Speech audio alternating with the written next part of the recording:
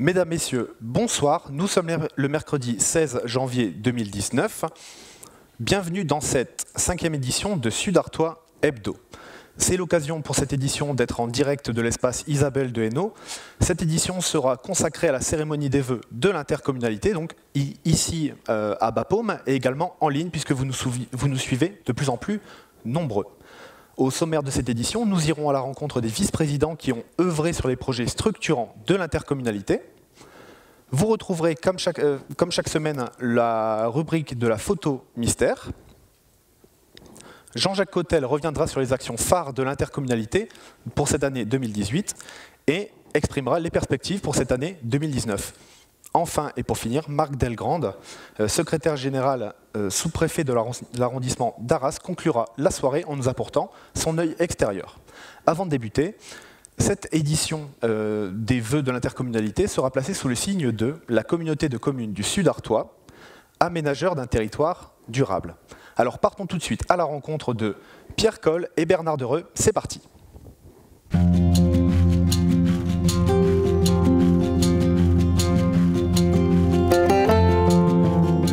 Donc nous sommes sur le chemin des Anzacs où des travaux de rénovation ont été effectués en l'année 2018. La route était fort dégradée et donc c'était nécessaire d'effectuer ces travaux. Cette voie d'accès, elle comporte quand même à peu près 3700 camions par jour, 3700 véhicules par jour, dont 550 poids lourds. Ça prouve que l'activité est assez importante sur cette zone. Et il était nécessaire de refaire cet axe qui relie la zone du bois à la zone des moulins, qui s'est bien développée en peu de temps. Nous avons les sociétés Allobat qui sont installées, ACEH qui est en train de créer son atelier.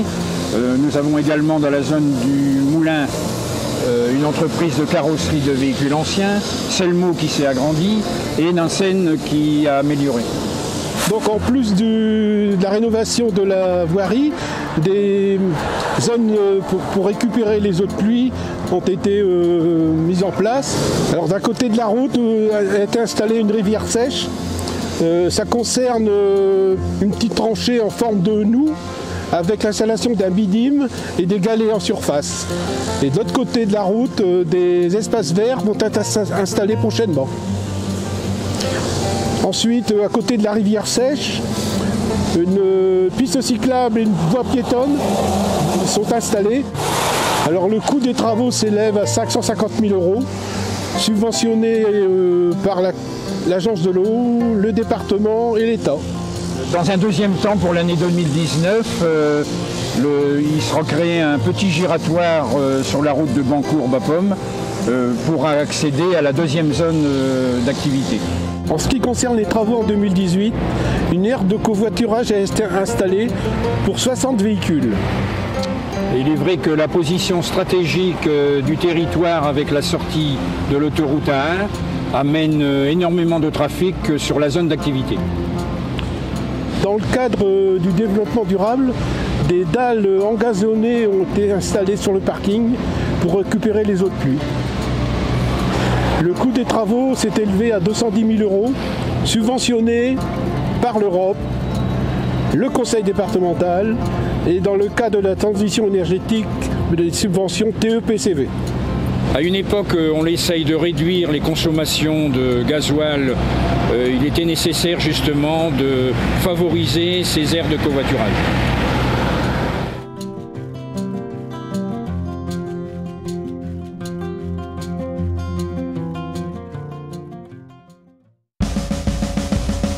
La communauté de communes du Sud Artois soutient le dynamisme des commerçants et des artisans en leur attribuant des aides, des subventions par l'opération FISAC et Entreprendre en Sud Artois.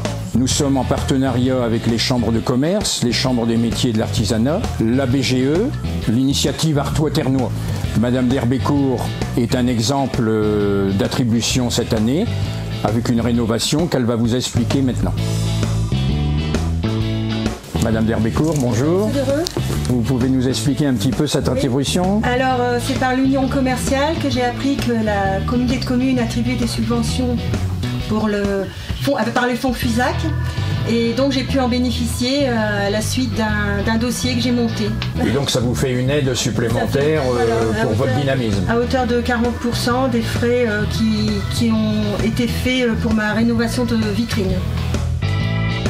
Alors profitez de faire comme le vice-président, acheter local. Madame Derbécourt, auriez-vous des chaussettes? Oui, monsieur Dereux. Très bien, c'est la pointure qu'il me faut.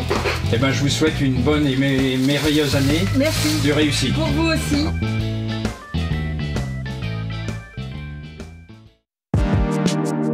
Cette année 2018 aura également été riche sur le plan du développement numérique et de la communication, compétence pilotée par Jean-Jacques Cottel, président de l'intercommunalité.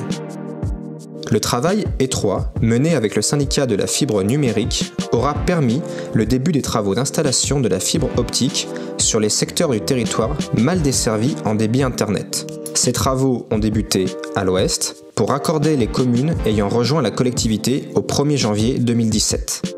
Le 4 octobre, les NRO de Bapaume et Hermie étaient posés. Là, aujourd'hui, à partir de Bapaume, on donne la priorité à notre zone d'entreprise, car il y a des entreprises qui ont vraiment besoin de cet aménagement. Grâce à l'implication de la communauté de communes, la priorité de ce déploiement a pu être donnée aux zones en souffrance et particulièrement aux zones économiques. Sur le plan de l'e-éducation, le territoire a été retenu par le ministère de l'Éducation nationale dans le cadre de l'appel à projet ENIR, École numérique innovante en ruralité, avec un projet ambitieux de dotation de tablettes numériques aux élèves de cycle 3. 2018 fut également l'année de lancement du média intercommunal, un projet de valorisation du territoire au travers d'une émission hebdomadaire d'information locale et participative à destination des habitants. Ce média met en lumière les initiatives des acteurs du Sud-Artois, les politiques publiques, les dispositifs ainsi que la richesse culturelle, associative et économique de celles et ceux qui font de ce bout de campagne au cœur de l'Europe un territoire où il fait bon vivre. Une première en France. Le 4 décembre dernier, à Lyon, l'intercommunalité était primée au niveau national. Et j'appelle donc la communauté de communes du pays de Neil, la ville d'Istres et la communauté de communes du Sud-Artois. Poussez-vous, Istres arrive, hein, parce qu'ils sont très nombreux. Alors c'est ça. Le label de bronze revient à la communauté de communes du pays de Ney. L'argent va au projet Istres Commerce. Et l'or revient donc à la communauté de communes du Sud-Artois pour un très beau projet de médias intercommunal, dont il faudra changer le nom, souvenez-vous de ça. Alors bien sûr, nous avons changé de nom puisque vous êtes désormais dans l'émission Sud-Artois Hebdo. C'est un nom que nous avions proposé parmi d'autres et qui a été retenu par les élus de l'intercommunalité lors d'une assemblée générale précédente. Partons tout de suite à la rencontre de Gérard Duet et Véronique Thiebaud. C'est parti.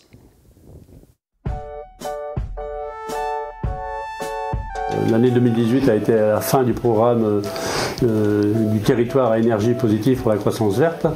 Donc un dossier qui a été porté par notre président et je tiens ici à le remercier au nom de tous ici. Et c'est un programme qui concernait 27 communes dont l'éclairage public aujourd'hui nous apporte une économie d'environ 70%. C'est bien la preuve que quand on se mettait ensemble, il est possible de faire des choses très intéressantes. Ensuite, aujourd'hui, nous continuons avec les certificats d'économie d'énergie, pour lesquels une partie est revendue à EDF, et qui est un partenaire très intéressant pour nos collectivités. Donc plus de la moitié des communes ont bénéficié de ces certificats d'économie d'énergie pour des rénovations partielles. Également pour l'éclairage public, parce que quelques communes n'étaient pas inscrites dans le TPCV éclairage public puisqu'elles viennent de se rajouter à la com, et aussi 12 communes qui ont fait des travaux très importants de bâtiments, notamment comme Courcelles-le-Comte.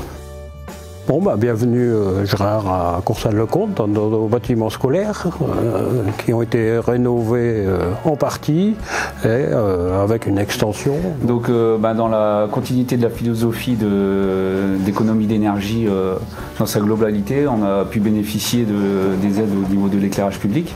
Et du coup, on s'est penché un peu sur les travaux des bâtimentaires à faire en priorité dans la commune. Donc on a pu, avec toutes les aides et tous les participants à cette philosophie-là, à faire la rénovation complète de l'existant de l'école. Donc tout le chauffage a été refait, l'existant au niveau des menuiseries extérieures, intérieures, pour les économies d'énergie, tout ça, ça a été refait également. Toute l'isolation complète. Voilà. Donc on a priorisé cette formule-ci au lieu de faire des travaux en pansement. Moi j'appelle ça en pansement, c'est-à-dire qu'on va faire une pièce une année, une autre pièce une autre année. Là on a fait dans sa globalité tout l'ensemble du bâtiment pour justement être dans cette philosophie d'énergie positive au niveau du territoire. Tous ces travaux qui ont été effectués ont apporté un bien pour le corps enseignant, les élèves, les parents qui viennent amener leurs enfants, quoi.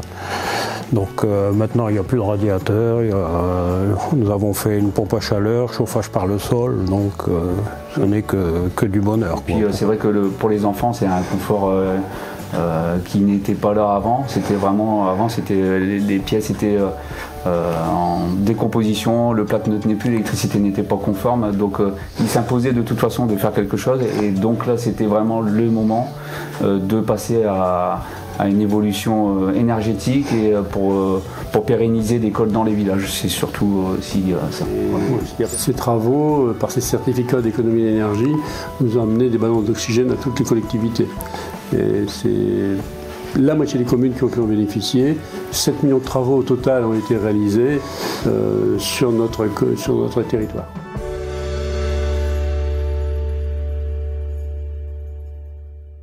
La communauté de communes vient de terminer une OPA en 2018 et démarrer un nouveau programme en 2019. L'opération d'amélioration d'habitat qui vient de se terminer en 2018 a permis à 220 foyers de notre territoire de bénéficier d'un accompagnement et d'une aide financière pour la rénovation de leur habitat. L'ensemble des aides financières ANA, caisse de retraite dont ont bénéficié les personnes s'élève à peu près à 1 590 000 € pour l'ensemble de ces 220 foyers.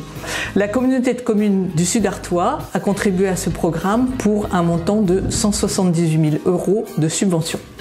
L'OPA qui vient d'être signée en fin d'année dernière entre la communauté de communes représentée par son président Jean-Jacques Cotel et l'État par l'intermédiaire du sous-préfet M. Marc Delgrande va durer 5 ans, c'est-à-dire jusqu'en 2023. Cette OPA a été orientée vers différents types de dossiers. Pour les propriétaires occupants, 3 types de dossiers sont privilégiés. Une première catégorie de dossiers concerne les dossiers dits autonomie. Il s'agit de faciliter le maintien à domicile pour des personnes âgées, des personnes handicapées. Une deuxième catégorie de dossiers qui concerne Habiter mieux. C'est un projet assez classique qu'on avait déjà dans la première OPA qui concerne la rénovation énergétique. Enfin, une troisième catégorie de dossiers vont être éligibles qui concernent les travaux de grande dégradation, c'est-à-dire c'est pour des habitats extrêmement dégradés, insalubres, et donc nous aurons les moyens d'accompagner les personnes dans ces dossiers-là. Pour les propriétaires bailleurs, une seule catégorie de dossiers pourra être engagée dans le cadre de cette OPA. Il s'agit des travaux lourds, comme précédemment, donc liés à une dégradation massive de l'habitat. L'OPA est également un outil de développement économique. Il a permis de générer plus de 4 millions € de travaux sur les 5 ans qu'a duré la dernière opération programmée d'amélioration de l'habitat, activité assurée par l'ensemble de nos artisans, de nos territoires ou des territoires limitrophes. Enfin, et c'est aussi important, et c'est à mettre en lien avec les autres actions de la communauté de communes sur la rénovation énergétique, sur les opérations territoire à énergie positive, cette OPA nous permet de lutter contre le réchauffement climatique, notamment en diminuant le prélèvement sur les ressources naturelles.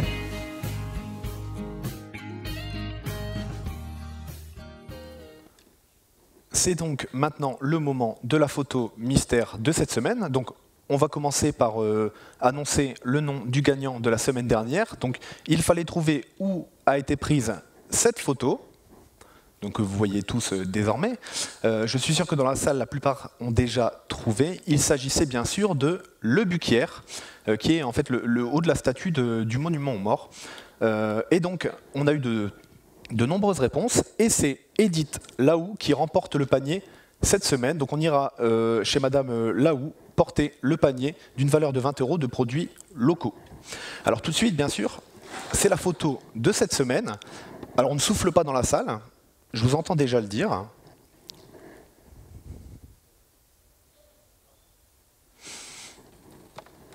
Donc j'imagine déjà que vous savez où a été prise cette photo. Si vous avez la réponse, que ce soit ici ou chez vous, n'hésitez pas à saisir dans le formulaire qui est dans la description de cette vidéo le lieu où a été prise la photo. Et on ne souffle pas, bien sûr. Partons tout de suite à la rencontre de Daniel Tabary et Evelyne Dromard.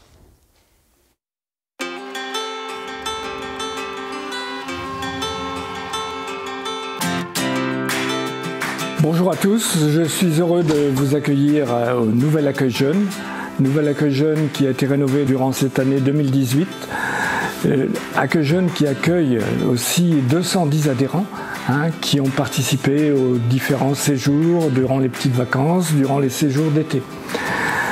Sera mis en place cette année un chantier international au sein de l'Accueil Jeune, un chantier international qui va accueillir 11 jeunes qui seront envoyés donc dans un pays qui s'appelle le Togo afin de réaliser la construction d'un grenier à grains. N'oublions pas les structures petites enfance, les 3 structures, dont celle d'Hermie, qui a accueilli une nouvelle directrice et qui est passée cette année de 10 places à 12 places. Le mercredi donc sera mis en place un plan mercredi à la place des TAP. Nous allons donc y travailler. Les accueils aussi ont lieu durant les petites vacances comme durant l'été, dans nos 7 structures. Donc 850 jeunes durant par exemple les séjours d'été ont été accueillis, encadrés par 120 animateurs, dont une partie a bénéficié de la formation au BAFA. Le sport, donc avec la piscine qui a accueilli un 3e MNS. La vie associative, depuis quelques années, nous avons édité le répertoire des associations. En parallèle, nous avons organisé le forum des associations et nous avons accueilli 10 nouvelles associations lors de ce forum. Pour compléter les dispositifs associatifs, nous avons donc mis en place le pivot, le premier pivot du Pas-de-Calais qui concerne une structure intercommunale. Ce pivot, qui est un point d'information de la vie associative, va permettre aux associations d'obtenir le maximum de renseignements concernant leur DMH. Au niveau de la santé, nous allons travailler sur 2 axes, grâce au partenariat mis en place avec l'ARS. 2 axes que sont la prévention et la désertification médicale. Voilà, nous avons fini le tour du local. Je vous remercie de m'avoir écouté et suivi. Il me reste à vous souhaiter mes meilleurs vœux pour cette année 2019.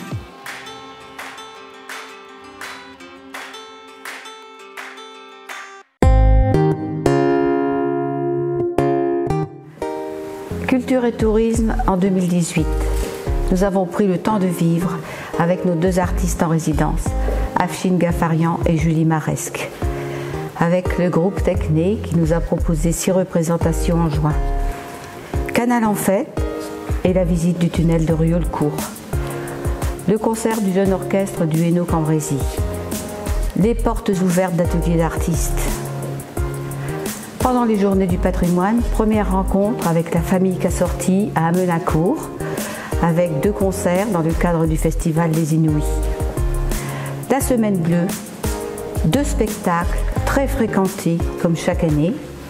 Et enfin, le 20 octobre, à l'église de Bapaume, en prémisse de la grande veillée, un concert avec le groupe vocal La Chapelle du Hainaut. Cette saison culturelle et touristique intense s'est terminée avec la grande veillée. Dès le crépuscule du 10 novembre, sous le signe de la lumière, une magnifique chaîne d'union dans le cadre de la société publique locale Arras, pays d'Artois. 37 000 inhumations sur notre territoire, 5 400 bougies, 500 lanternes, un ballon au-dessus de la butte de Warlencourt-au-Court. Et le lendemain, à 11 h, toutes les cloches sonnent à la volée, dans toutes les églises du territoire.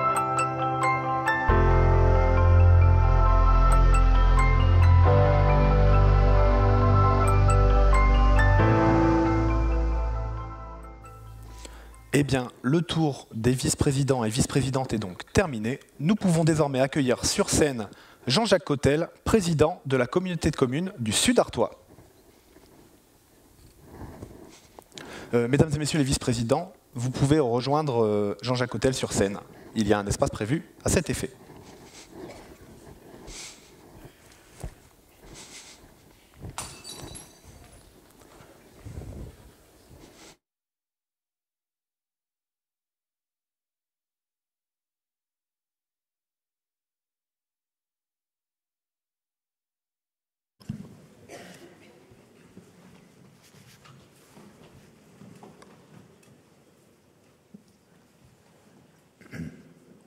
Les vice-présidents sont installés et je les en remercie. Monsieur le sous-préfet, secrétaire général de la préfecture, monsieur Marc Delgrande, monsieur le député, messieurs les présidents de la communauté urbaine d'Arras, cher Pascal Lachambre, et d'Ozartis, cher Pierre Georget, mesdames et messieurs les conseillers régionaux, j'ai vu madame la conseillère régionale, madame Sophie Merlier, bienvenue.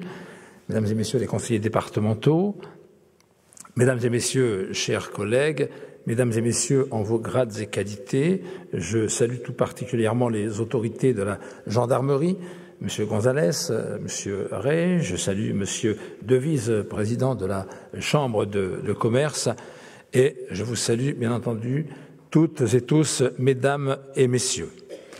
C'est toujours un moment attendu que celui des vœux à la population, aux responsables d'entreprises, de services, d'associations, car c'est un moment convivial d'abord, de rencontres, d'échanges, où l'on peut faire le bilan d'une année écoulée, mais aussi se projeter vers l'avenir, un avenir où tant de projets restent à bâtir que l'on aura besoin de toutes les forces et de toutes les énergies. Permettez-moi d'abord d'avoir une pensée toute particulière pour ceux qui, parmi nos collègues, nous ont quittés en 2018 et au début de cette année.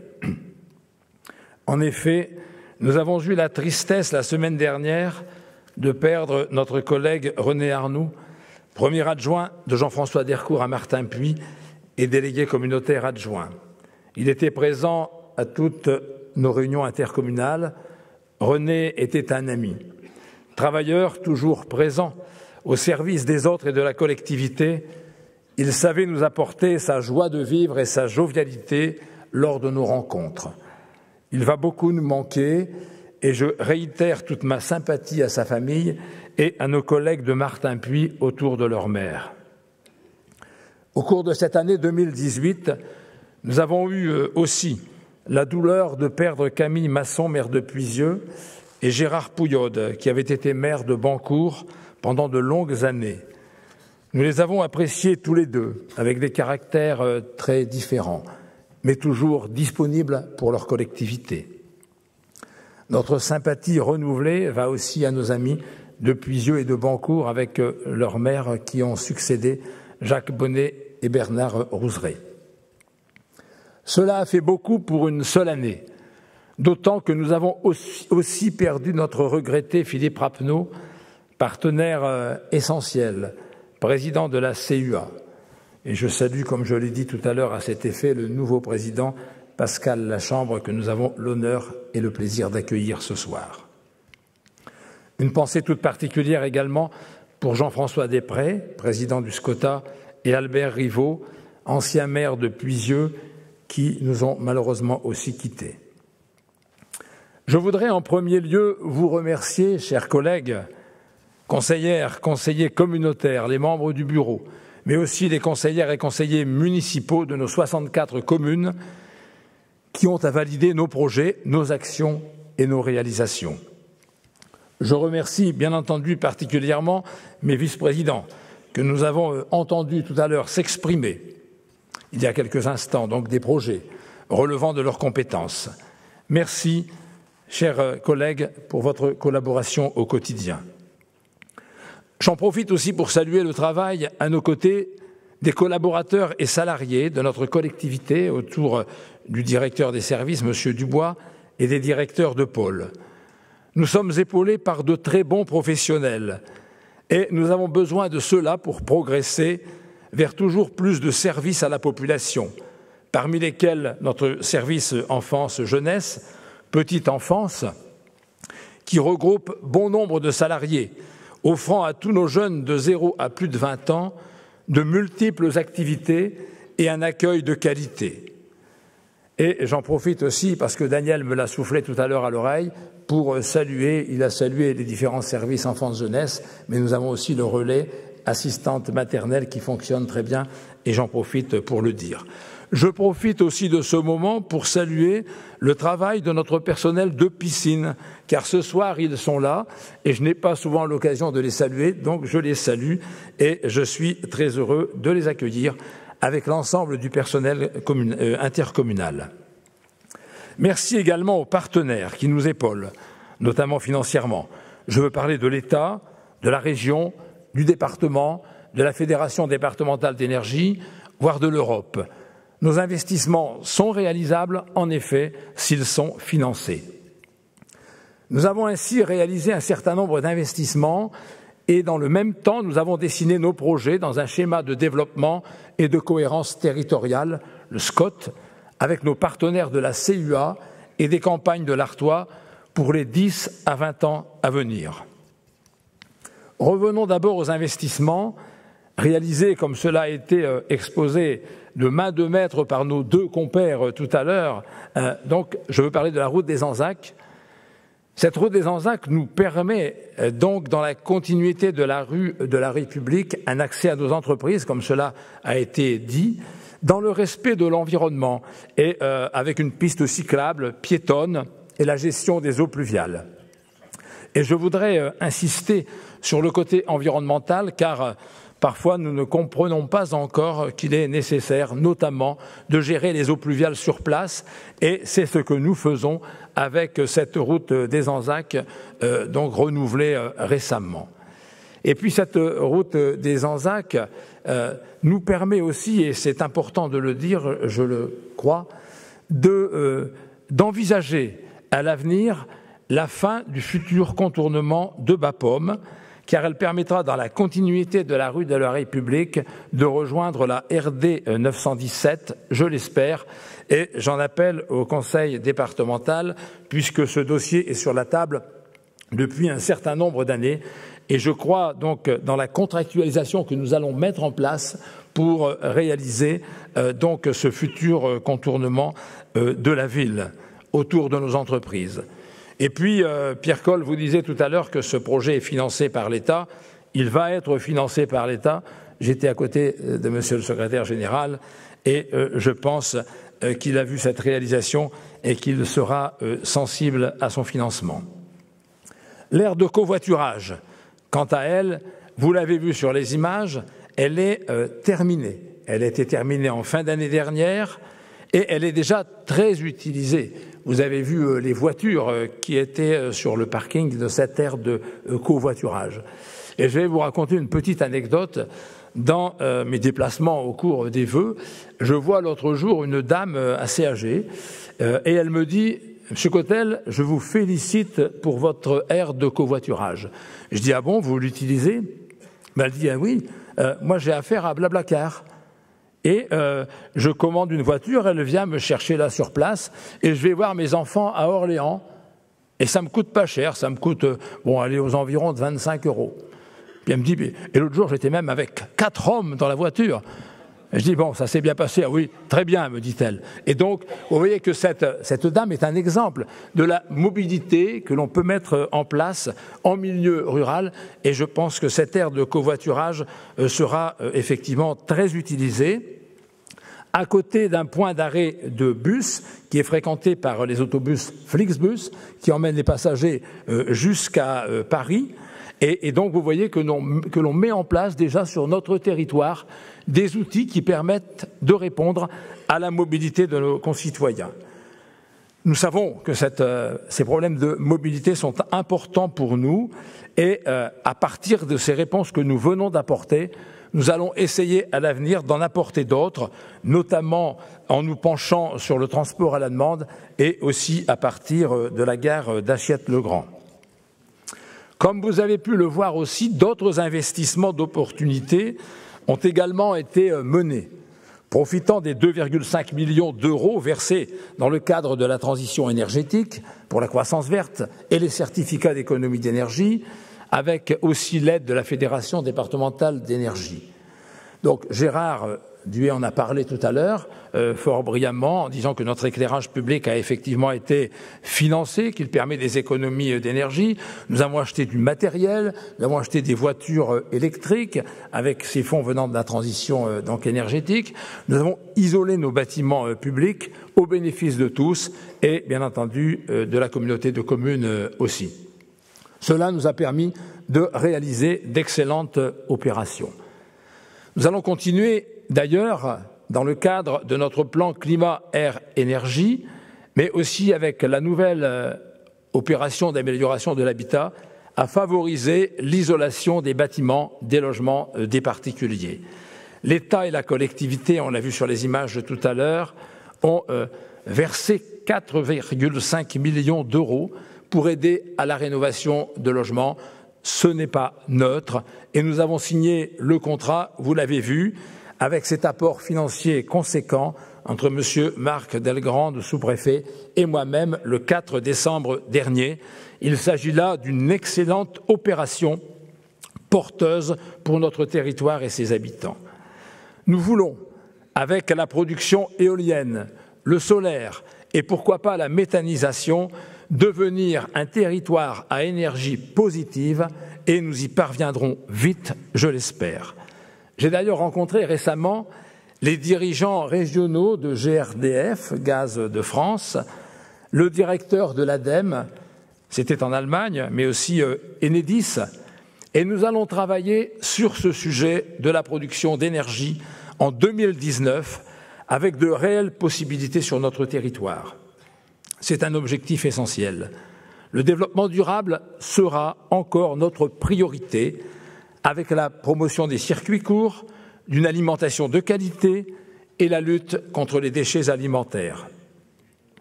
De même, et vous l'avez vu aussi tout à l'heure, des investissements très lourds sont déployés désormais sur notre territoire, avec l'arrivée de la fibre.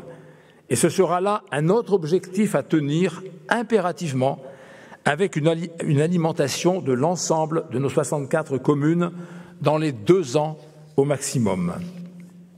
Nos zones d'entreprise vont désormais être alimentées. C'était vital, notamment sur Bapaume, et cela a été dit. Par ailleurs, au fur et à mesure des arrivées du très haut débit dans nos communes, nous organiserons des réunions d'information pour les branchements des entreprises, mais aussi pour les particuliers. Après avoir alimenté toutes nos écoles en tableau numérique, la fibre s'imposait. Elle arrive et là encore, nous allons presser le mouvement. Concernant l'utilisation du numérique à l'école, je ne peux passer sous silence l'excellent appel à projet auquel nous avons souscrit et qui nous a permis d'obtenir 400 000 € de l'État via l'éducation nationale, ajoutés aux 100 000 € apportés par l'intercommunalité. Ceci nous permet l'achat de tablettes numériques pour tous nos élèves des CM1 et CM2 du territoire.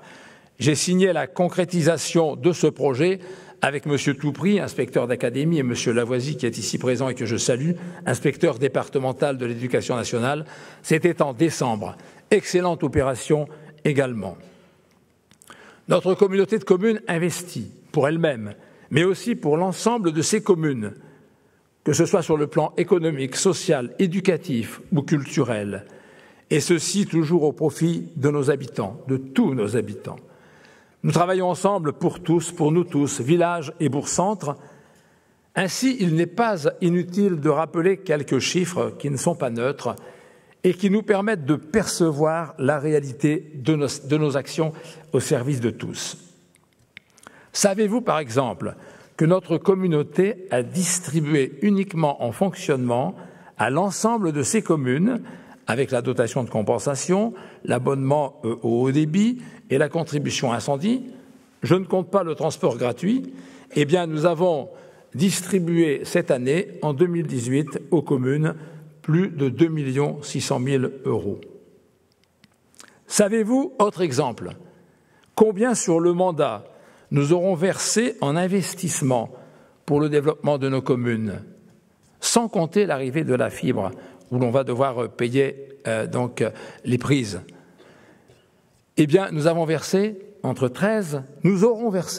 la fin du mandat, entre 13 et 14 millions d'euros. Ainsi, ce seront pratiquement 30 millions d'euros qui seront investis et injectés par la CCSA vers les communes sur le mandat. Retenez bien ce chiffre, il est facile à retenir, cela fait à peu près 1 000 € par habitant sur les 6 ans. 100 habitants, 100 000 €. 200 000. C'est une moyenne, nous le savons bien. Mais ces chiffres montrent néanmoins notre souci de solidarité, jamais démenti. Nous devons être solidaires, rassemblés, sur un territoire rural dont l'unité ne doit plus être à démontrer. N'avons-nous pas cette même culture, ce même partage des valeurs, hérité du labeur de nos aînés, ce sens du devoir et du travail sur une terre où il a toujours fallu reconstruire et se reconstruire? À cet effet, et comme Evelyne l'a évoqué tout à l'heure, j'ai été marqué par l'engagement qui fut le nôtre pour les commémorations du centenaire de l'armistice de la Grande Guerre, avec cette grande veillée symbolique et émouvante, préparée ensemble, où toute notre population, toutes nos générations se sont retrouvées. Je suis aussi toujours marqué par la qualité des prestations de nos enseignants, de nos enfants, de nos animateurs culturels lors de rencontres musicales, théâtrales, qui valorisent notre histoire, l'identité de nos communes. Tout ceci montre un attachement réel à notre patrimoine culturel dont nous sommes fiers. Nous devons ainsi favoriser l'accès à la culture, surtout pour nos enfants, mais également pour nos habitants. Nous allons pour cela, et de plus en plus, nous appuyer sur la qualité exceptionnelle de cette belle salle Isabelle de Hainaut et sur nos différentes salles communales, municipales, dans lesquelles nous pourrons mettre en œuvre une réelle programmation culturelle. Cet accès à la culture, nous le voulons, le plus large possible, et l'arrivée d'un cinéma sur le territoire fait rêver. Non seulement notre jeunesse, mais aussi les plus anciens qui ont la nostalgie d'un passé pas si lointain, où Bapaume leur offrait une possibilité de sortie en famille ou entre amis. Nous le voyons à travers ces exemples, la ville-centre doit structurer notre territoire, mais les bourgs et également les plus petites communes ont un rôle important à jouer, que ce soit culturellement, comme mentionné précédemment, ou encore pour le lien social, indispensable en ces temps d'incertitude, de sentiment d'abandon parfois. Tous ces éléments forgent la cohésion sociale d'un territoire, d'une communauté. Cette cohésion, cette structuration de notre territoire, nous voulons la retrouver à travers notre plan local d'urbanisme intercommunal que nous bâtissons. Nous le bâtissons aujourd'hui et ce PLUI doit répondre à quelques impératifs. Consommer le moins de terres agricoles possible, concentrer l'habitat et définir notre urbanisme en tenant compte d'un pôle structurant et de pôles relais. Mais en permettant, et je l'ai fortement souhaité, à tous nos villages de se développer, que ce soit dans leurs dents creuses, mais aussi en s'étendant à l'extérieur. Cela permet l'accueil de nouveaux habitants, de jeunes. C'est d'ailleurs le cas, et avec Madame Merlier, dimanche nous en parlions encore, parce que vous savez, on voit beaucoup de choses. C'est de la pratique au quotidien que l'on voit lorsque l'on présente nos vœux. Et nous étions à Moyenneville et nous avions le bonheur de voir arriver des familles avec des jeunes. J'étais aux vœux à Boulancourt. Je voyais aussi arriver l'autre jour des familles, des nouveaux habitants avec des jeunes.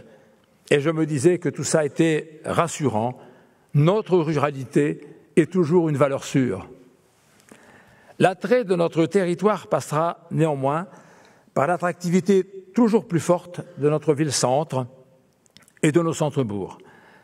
C'est la raison pour laquelle j'ai été très sensible et attentif à la venue de Xavier Bertrand, président de région, avec qui j'ai parlé de la nécessité de booster nos zones commerciales de proximité, de les embellir, d'aider nos communes. C'est ainsi que j'ai demandé parallèlement à nos services de travailler activement et vite à une nouvelle signalétique, à un travail de concertation avec nos unions commerciales, au renforcement de l'identité et de la singularité de nos commerces, très souvent attrayants et novateurs. C'est de cette façon que l'on aime un territoire, qu'on le préserve, qu'on le renforce, qu'on le solidifie, qu'on l'identifie. D'énormes bases logistiques accueillant les mastodontes de l'e-commerce ont parfois le vent en poupe. Attention toutefois à ne pas détruire nos cœurs de ville, là où l'on prend encore plaisir à sortir, à échanger, à discuter, à se promener. Nous ne voulons surtout pas condamner en ces temps difficiles où la consommation est parfois en berne, mais nous voulons nous donner les moyens d'agir avant qu'il ne soit trop tard, afin de garder ce lien indispensable au bien-être de chacun. Le développement culturel, ainsi que mentionné précédemment, le sport, les loisirs, contribuent fortement à renforcer ce lien social auquel nous sommes tant attachés. Et cette année 2019 verra la construction de notre bibliothèque médiathèque à Bapaume, avec les bibliothèques relais sur notre périmètre intercommunal, ainsi que la rénovation de la salle de sport Escoffier pour nos collégiens et les sportifs. Après avoir pris la compétence lecture au niveau intercommunal, avec l'arrivée prochaine de notre nouvelle coordonnatrice lecture et l'organisation du Salon du Livre à Bapaume, nous venons de prendre la compétence de l'enseignement de la musique. Nous voulons en effet irriguer l'ensemble de nos communes de cette nouvelle offre culturelle au bénéfice de nos enfants. Nous allons y travailler dans les semaines qui viennent. Nous aurons aussi à réfléchir à bâtir un centre social intercommunal en tenant compte du centre social de Croissilles, bien entendu. Ce sont là autant de moyens que nous souhaitons nous donner pour l'attractivité de ce territoire, pour en attirer population nouvelle et entreprises. Nos efforts commencent à payer car nous découvrons aujourd'hui avec satisfaction de nombreuses créations d'emplois pour l'année 2018. Avec les chiffres que l'on m'a donnés, il y en a peut-être d'autres. Par exemple, 13 pour l'entreprise Nessens, 100 emplois pour Selmo-Gélène, qui atteint les 263 salariés, 27 pour Leclerc, avec 52 employés au total, arrivée de 31 personnes pour le transporteur ACEH, ce qui nous fait pour l'année 2018 un total d'environ 150 salariés nouveaux sur notre collectivité. Les prévisions pour 2019 sont également loin d'être négligeables, avec la possibilité de 16 employés en plus pour Nessens, 40 pour Selmo-Gélène, souhaitant atteindre les 300. De 9 à 15 pour Allobat, 20 pour Vestas, les éoliennes, ACEH encore, sans compter d'autres entreprises, Régie régionale des transports, Invéo, Hachette, Catelin, Aermi, Leclerc, McDo, la masse de Croisille, qui pourraient aussi étoffer leurs effectifs avec beaucoup d'autres. Ne boudons pas notre plaisir de ces créations d'emplois et donnons-nous encore la possibilité de progresser en étoffant nos zones d'entreprise, notamment la zone des Anzacs, dans laquelle nous pourrions proposer une dizaine d'hectares à aménager, la vallée du Bois, avec 4 à 5 hectares à occuper, et la possibilité d'un transfert des jardins de Cocagne, dans ce cas, donc à un autre endroit de la ville, avec le raccord, bien sûr. Nous avons des pistes d'accueil d'entreprises, nous avons des touches, et nous serons en mesure de vous en dire plus d'ici quelques mois. Encore un peu de patience. Je souhaiterais ardemment aussi que nous puissions nous constituer un portefeuille de réserve de terre en collaboration avec la SAFER. Ceci nous manque. Les réservations de terre en préfiguration de la construction du canal Seine-Nord étant bouclées, nous devrions avoir quelques opportunités de réservation. C'est indispensable pour notre développement. L'emploi, c'est bien, et c'est toujours notre préoccupation. L'agriculture, bien entendu, y a toute sa place. Les entreprises, on l'a vu. Mais je ne voudrais surtout pas oublier nos services publics. J'ai vu tout à l'heure les représentants de la perception. Ces services publics sont pourvoyeurs d'emplois aussi, notamment dans cette ville, avec le centre de détention, dont j'ai salué tout à l'heure les représentants, monsieur le directeur, l'hôpital, les EHPAD, les maisons d'accueil, l'aide à domicile, les écoles, collèges, lycées. Et oui, nous avons 3 lycées et de grande qualité sur notre territoire et on ne le sait peut-être pas suffisamment. Pôle emploi, qui vient de s'agrandir et dont je salue la nouvelle directrice, Madame Vétivel, la mission locale. Ceci fait de nous le 2e pôle structurant de l'Arajois après Arras. L'emploi, ce sont bien entendu également nos associations et les entreprises d'insertion, très utiles, et que nous voulons, c'est un devoir, épauler, encourager, accompagner, car nous avons besoin d'elles. Chers amis et chers collègues, comme vous le constatez, le travail ne manque pas. Et nous le poursuivons pour nos habitants, pour nous, pour nos successeurs, pour certains d'entre nous. Ne sommes-nous pas déjà en fin de mandat? Si vous le permettez, en plus de tous les sujets évoqués, je voudrais baliser une partie de notre chemin avec 3 sujets qui désormais s'imposent à nous. Je veux parler de la sécurité dans sa globalité, de la santé et de notre stratégie territoriale, à nous qui sommes au cœur et au centre de la région. La sécurité, c'est notamment la protection de nos personnes, que ce soit avec nos sapeurs-pompiers, nous l'avons encore vu récemment à Paris, ou que ce soit avec nos gendarmes qui sont ici présents. Avec ces derniers, autour du capitaine Ray, avec notamment M. Gonzalez qui est ici présent également, nous souhaitons, et je souhaite, relancer l'étude sur la vidéosurveillance pour lutter contre la délinquance, qui est de plus en plus itinérante et que nous voulons faire chuter.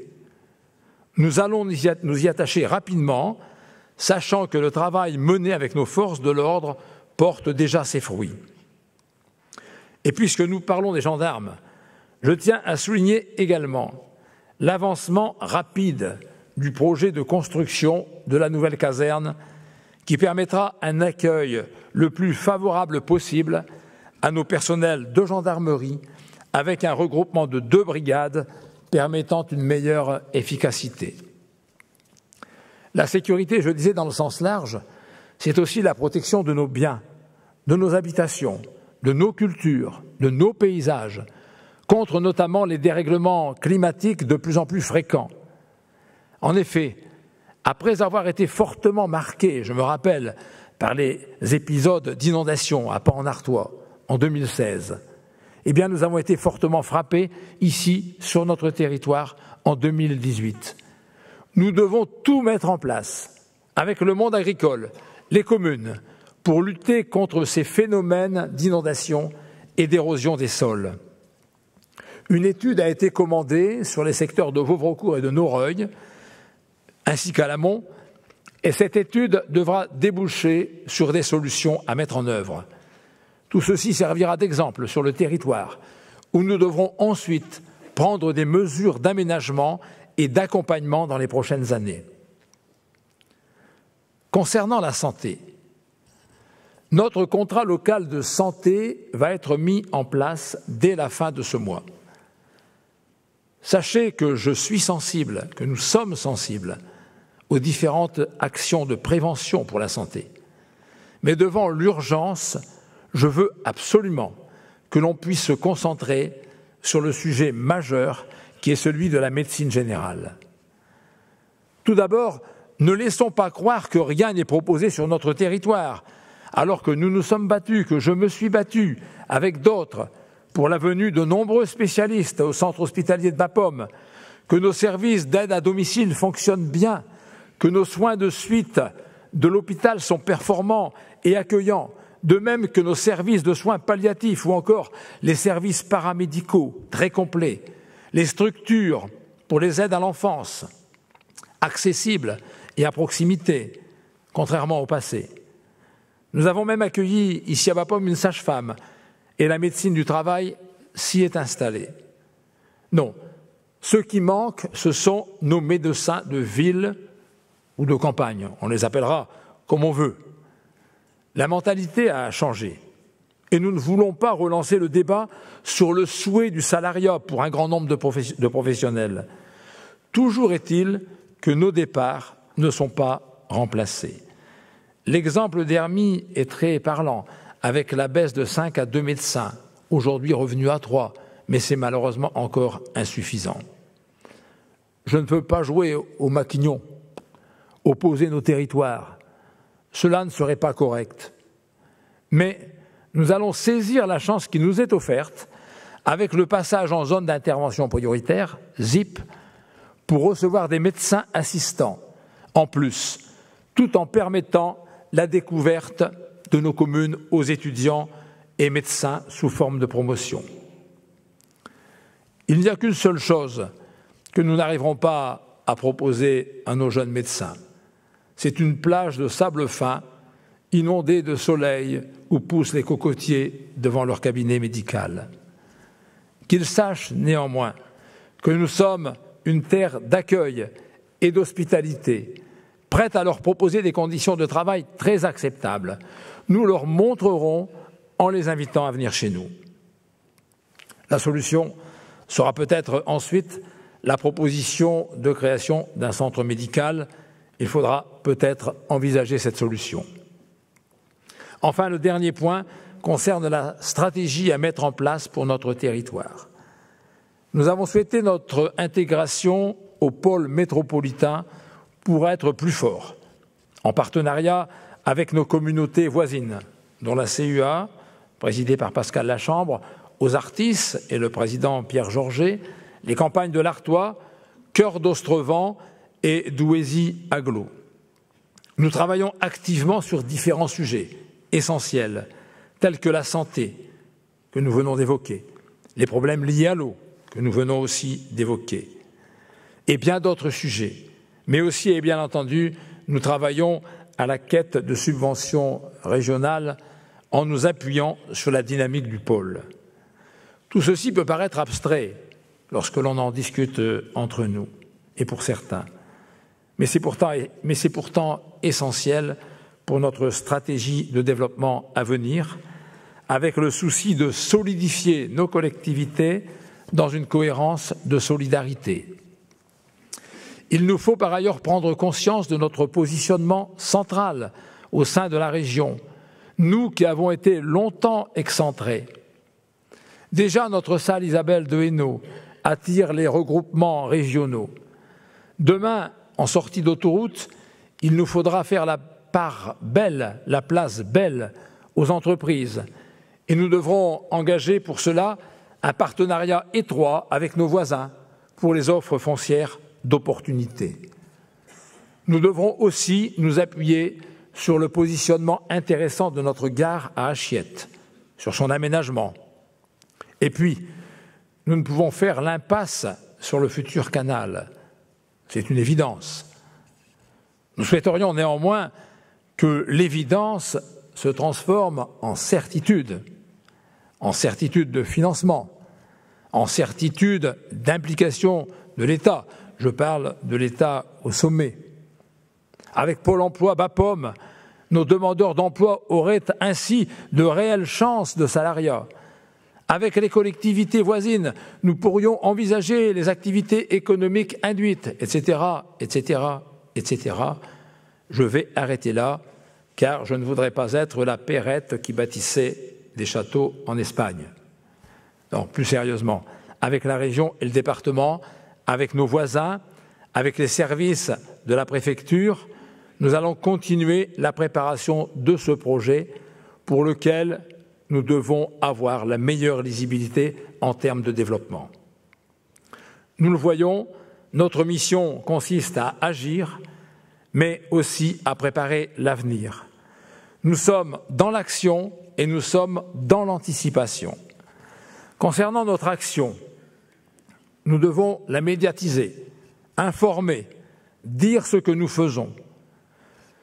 Nous savons pouvoir compter sur notre média intercommunal que vous voyez en pleine action ce soir, petite télé locale, déjà célèbre, qui fait vivre notre territoire, qui s'intéresse à la vie de nos villages, toujours riches, et qui fait partager ses reportages sur les réseaux sociaux chaque mercredi soir désormais.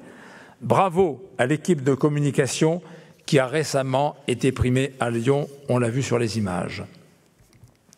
Concernant l'anticipation et notre stratégie pour les années à venir, il nous faut réussir.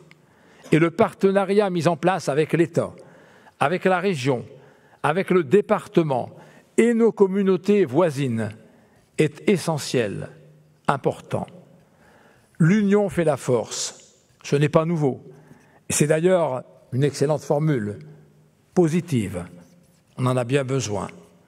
Je compte sur cette union pour réussir avec vous, chers partenaires, y compris du monde économique, culturel, sportif, associatif, et avec vous, chers élus. Votre collaboration, votre détermination, votre implication, votre engagement ne sont plus à démontrer. Et c'est ainsi que nous réussirons. Ensemble, construisons notre Sud Artois. Bonne année 2019.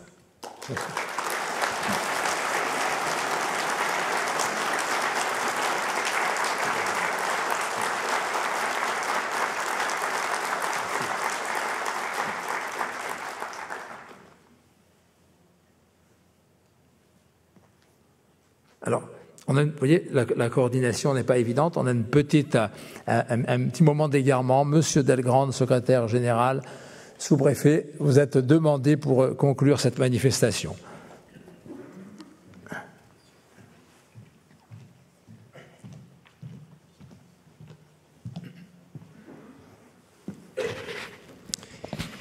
Monsieur le député de la première circonscription du Pas-de-Calais, cher Bruno Duverger, je vais citer tous les noms parce que, en réalité, comme nous sommes quasiment en direct, grâce aux médias, ça permet de faire connaître à l'ensemble des 28 000 sud-artésiens et sud-artésiennes, on peut dire ça comme ça, l'ensemble des responsables publics qui sont réunis dans cette salle. Donc, cher Bruno Duverger, donc député de la première circonscription du Pas-de-Calais, chère Sophie Merlier, conseillère régionale, chère Evelyne Dromard, vice-présidente conseillère, vice-présidente à la communauté de communes Sud-Artois, conseillère départementale, cher Jean-Jacques Cotel,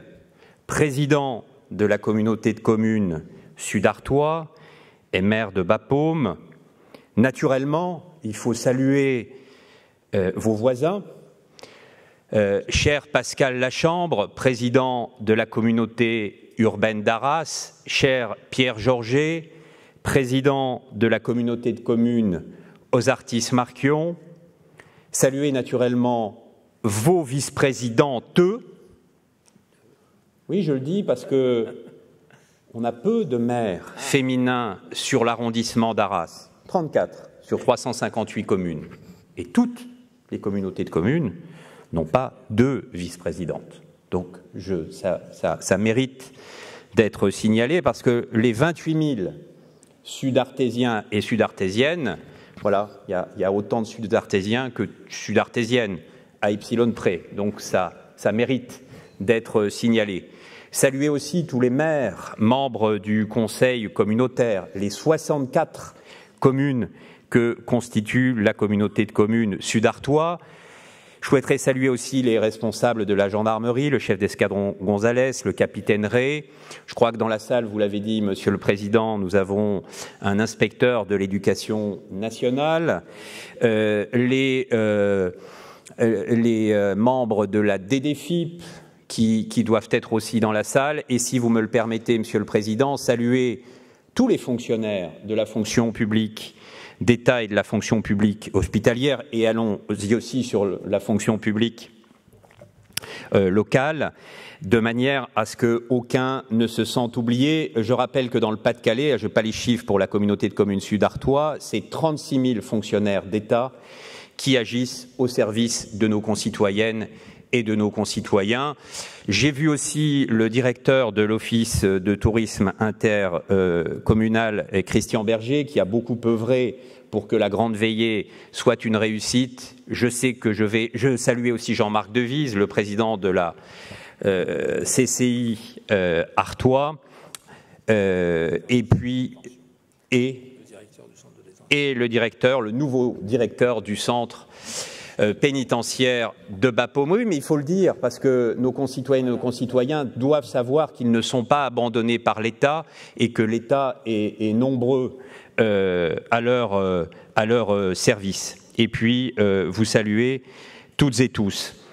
En vous écoutant, Monsieur le Président, je souhaite vous remercier parce que c'est difficile de rendre concrète l'action des autorités publiques sur un territoire, et il me semble, ce soir, que vous y avez réussi.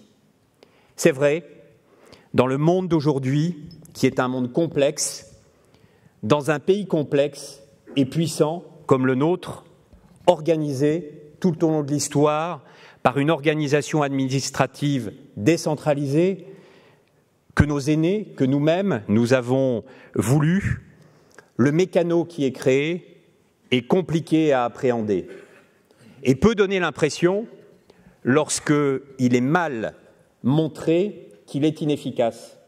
Mais il me semble que vous avez montré ce soir combien peut être concrète l'action des différents décideurs publics, des différentes structures publiques qui agissent au service de nos concitoyennes et de nos concitoyens. Alors naturellement, il y a les collectivités locales, les maires, les 64 maires, qui ne sont pas abandonnés par l'État, car sur les 64 communes, en 2018, l'État, le gouvernement, a décidé de maintenir les dotations, et ces dotations ont augmenté sur ce périmètre dans les communes de plus de 2%. Quelquefois, on peut avoir des fake news qui font penser que ça n'est pas le cas.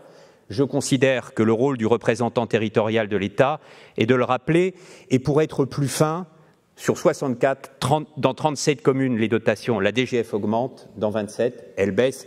Nous sommes globalement dans des hausses assez modestes et dans des baisses pareilles qui sont assez modestes. Il y a le conseil régional, vous l'avez dit, et le conseil régional est représenté dans cette salle, le conseil départemental et toutes sortes de partenaires sans qui l'action publique ne serait pas efficace. L'État, c'est aussi des dispositifs que vous avez tous cités et que vous avez eu l'intelligence et l'énergie de mobiliser. Il n'y a pas un sujet évoqué par vos vice-présidents qui n'ait pas bénéficié d'un concours de l'État.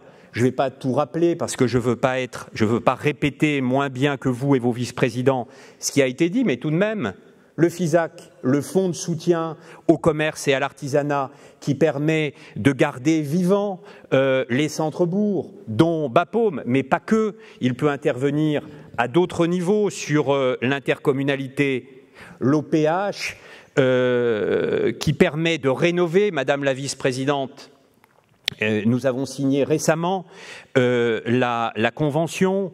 Il y avait eu une première convention entre 2011 et 2017, vous l'avez dit, 1,6 million au profit de la réhabilitation de logements. On passe la surmultiplier et on devrait, sur le temps de la future convention, multiplier par 3 l'intervention de l'État, rénover, améliorer la performance énergétique des logements. Et quand on améliore la performance énergétique des logements, on améliore le pouvoir d'achat parce que nos concitoyennes et nos concitoyens payent moins cher leur chauffage. Il semble que le pouvoir d'achat soit un sujet en ce moment. Donc c'est aussi une façon de se battre pour que ce pouvoir d'achat augmente. Et cette convention n'est pas arrivée de rien, c'est une volonté du gouvernement de mettre de l'argent sur la table pour améliorer la performance énergétique de ces logements. Vous l'avez dit, vous avez rénové l'éclairage public. Alors, il y a certes eu, monsieur le vice-président, maire de Croisille, des crédits d'État puisque vous avez été éligible au projet, à l'appel à projet territoire à énergie positive pour la croissance verte, mais vous avez aussi bénéficié sur ce point particulier de crédits DETR ou DECIL à hauteur de plus de 150 000 €, c'est quand même pas peu de choses. Je rappelle que l'État et le gouvernement a décidé de maintenir à un très haut niveau les dotations pour soutenir l'investissement des collectivités locales. Il y a tellement eu de dispositifs d'État mobilisés que je ne veux en oublier aucun. Vous avez parlé, parce que c'est vrai que ça a été un sujet complexe et qui a été sur lequel les maires sont intervenus et vous-même et le député de la circonscription sur la démographie médicale. Moi-même, je me suis rendu à Hermie 2 fois avec des collègues de l'ARS, de l'Agence régionale de santé, de la Caisse primaire d'assurance maladie. On dit que les fonctionnaires ne se déplacent pas sur le terrain, mais ce n'est pas complètement la réalité. Cette zone, c'était pas évident que qu'elle soit classée en zone d'intervention prioritaire. Elle a été classée en zone d'intervention prioritaire. Il y a un médecin qui arrive, ça permet de faire venir, vous l'avez dit, des internes en stage, de faire connaître le territoire. Alors, vous avez dit qu'il n'y avait pas de plage de sable blanc avec des cocotiers.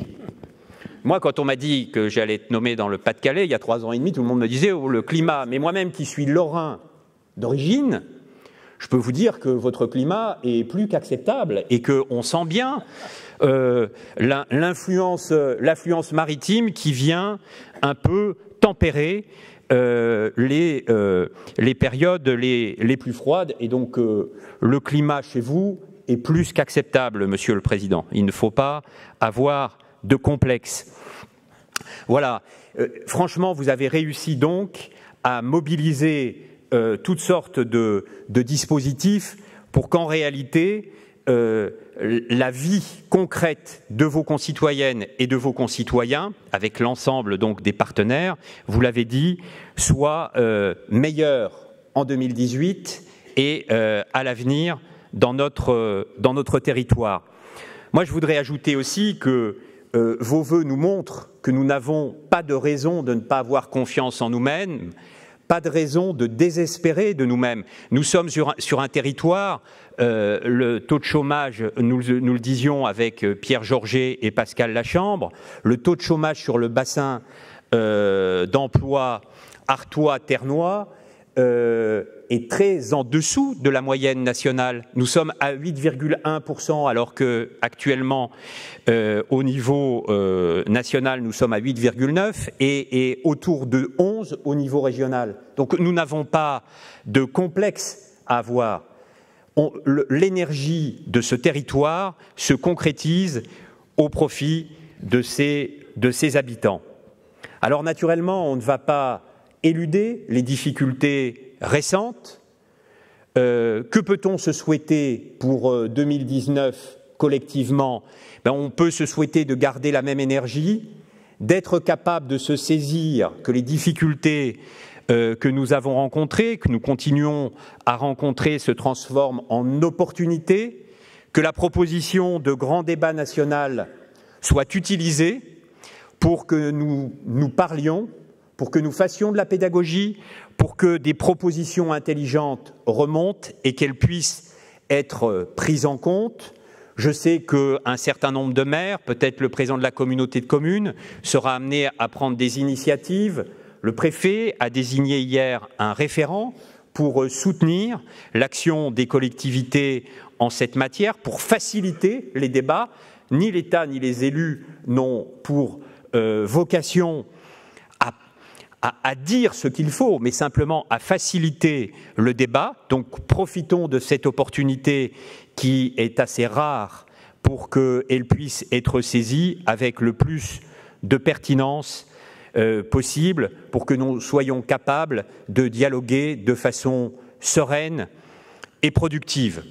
Voilà, écoutez, je finis toujours par une citation, alors je ne sais pas laquelle choisir. Je vais choisir une citation de Sénèque. Alors certains la connaissent puisque je fais un certain nombre de vœux, je ne peux pas aller partout, mais Sénèque je trouve que ça va bien dans la situation actuelle de nous toutes et tous. Sénèque dit: la vie, ce n'est pas d'attendre que les orages passent, c'est d'apprendre à danser sous la pluie. Donc, fasse que cette année 2019 nous permette de danser sous la pluie, si possible en cadence, en restant unis, parce que vous l'avez dit, Monsieur le Président, vous l'avez dit, Madame la Vice-Présidente, nos anciens qui ont réussi à reconstruire le département du Pas-de-Calais et ce qui est actuellement le territoire sud-artois, pourquoi ils ont gagné la guerre? Parce qu'ils sont restés unis. Et ils étaient unis aussi dans la reconstruction qui a été difficile, mais qui nous a permis de nous relever en un temps record. Je crois que c'est ce qu'on peut se souhaiter pour cette année 2019. Merci beaucoup. Merci à vous.